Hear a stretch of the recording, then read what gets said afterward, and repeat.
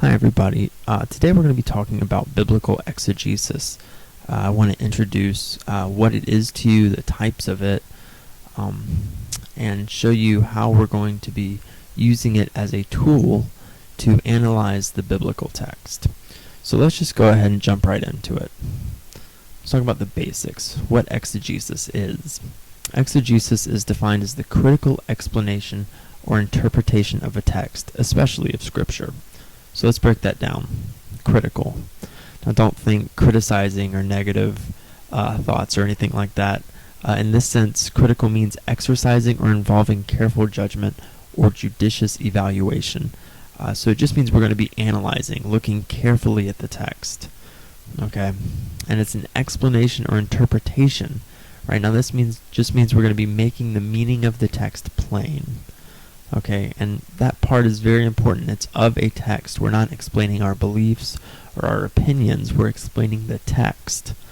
Okay, so exegesis is just using really critical thinking skills, looking clearly at a text, trying to make its meaning plain, and primarily the meaning of the text, right? Not looking at our own opinions or beliefs, but making clear the meaning of the text. That's what exegesis seeks to do. Now, there are some difficulties with exegesis, right? We're a third party to the text. So when we're trying to figure out the meaning of it, we have to realize that we're not the author, we didn't write it, and we're not the original readers of the text either. So just as it's almost as if we're breaking into somebody else's mail. Okay, we don't know who the author was. What can we find out about the author? Who were the readers? Who were the people that the text was originally meant for? And what was their social or cultural and religious context? Where were they coming from, both the author and the reader? And why was the text written? Why has this particular piece been written? So these are all going to be questions that we're going to have to ask ourselves as we start looking at the biblical text. Now, there's going to be further difficulties with a gap, right? Because not only are we not the author or the readers, the original author or the original readers of the text, but there are further gaps that separate us from the text. Okay, the first of these is going to be the historical gap, right? In dealing with the Hebrew Bible, this is separated from us in history by several thousand years, at least 2,000 in many instances, and potentially even 3,000. So there's a huge historical gap that we really have to deal with and recognize when we're looking at this text. And that's also going to include a cultural gap, right? These were not people just like us with our same kind of mindset just a long time ago. Okay, they had a very different culture and a very different way of thinking, and we have to realize that. And that different way of thinking is going to be represented in a linguistic gap. As we talked about with the text being written in Hebrew, that doesn't just mean that we can substitute English words for Hebrew words all the time. Sometimes there are concepts in Hebrew that just don't translate to English. And so there's a linguistic gap there as well. And so these three gaps together, we have to recognize them in order to really approach the text well. Now, there's going to be some other considerations that we're going to have to take into account as well. First off, the text is the product of collective and historical growth. Okay, the text has grown over time from oral traditions to being written down to being canonized and made scripture. So we're going to have to recognize that. Next off, there are multiple and different versions of the same text. Okay, when we look back in history and archaeological finds, there are many different versions of the text, and we have to take these into account. And there's going to be types of exegesis, types of ways of looking at the text that are going to help us deal with that. And finally, the other thing that we really need to take into consideration is, are we reading through the lens of our tradition? Okay, now what do I mean by that? The lens of our tradition, we each have a place we're coming from, whether that's a Christian lens, or a Jewish lens, or a Muslim lens, or an atheist lens.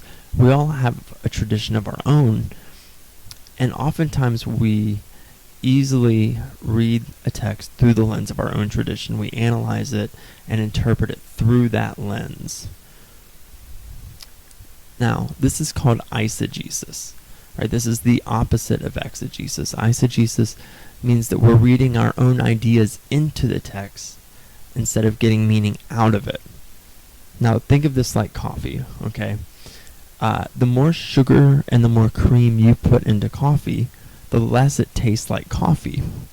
Okay, and it's the same with the text. The more we read our own ideas into a text, the less we're letting the text speak for itself, the less the text is going to actually preserve the characteristics that make it something different, something unique. Okay, so if the text is like coffee, we want it black, right? We don't want to be reading our own ideas and opinions into the text. We want the full experience, the full flavor of the text.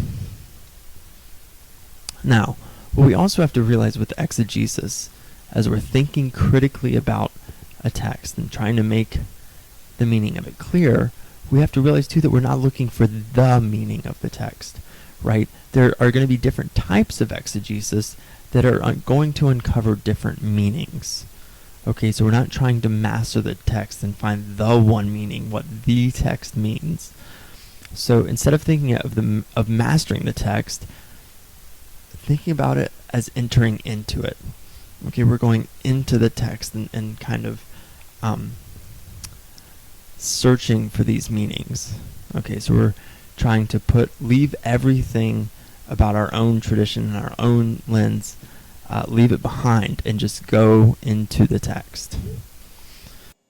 Now, as you can see here, there's several different types of exegesis, and we're not going to be covering these all in one fell swoop. Instead, we're going to be covering these throughout the semester, working with different ones, and letting you practice using them. So typically each week what we'll do is I'll model one of these types of exegesis for you, and you'll have an assignment in which you will have to use one of these types of exegesis. Because these are great tools that you'll need to make use of when you start reading the biblical text and analyzing it to see what sources are being used, what the author was like, what the readers were like, because the more that we can answer these questions that exegesis asks of us, the less that we'll be doing eisegesis, the less that we'll be relying on our own opinions and beliefs to interpret a text, because we'll be letting the text speak for itself, right? Remember, it's like that piece of mail that we're opening up. Instead of just coming to it and having all these assumptions, right, we will have found out something about the original author. We will have found out something about the recipient. We will have found out why the author wrote a certain way. You know, what was the background that made them have certain perspectives?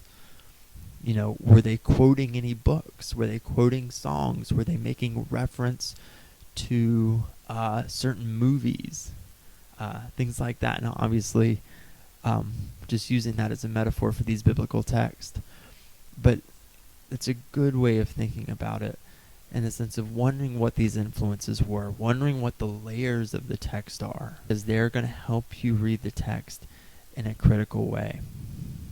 They're going to help you to critically examine and interpret the text. And it's going to keep us from doing eisegesis, keep us from reading our own thoughts onto the text, to where the text can no longer speak for itself. So anyways, like I said, I'm not going to cover each of these. I am going to put this Prezi up as a link for you, so you can look back over everything that we've covered already, as well as looking through some of these types of exegesis on your own, which you're free to do. But like I said, don't worry about memorizing all these different types of approaches at this point, because we will be going over these as the semester continues. So feel free to take a look, and I hope you enjoyed.